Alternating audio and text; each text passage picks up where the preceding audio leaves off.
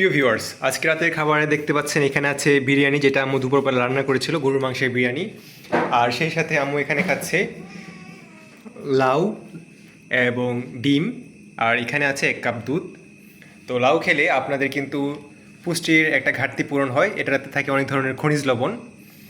তো যারা বেশিরভাগ সময় ভাজা পোড়া খান বা তেল খান, তেল জাতীয় খাবার বেশি খান, তাদের কিন্তু পেটে একটু সমস্যা দেখা দিতে পারে।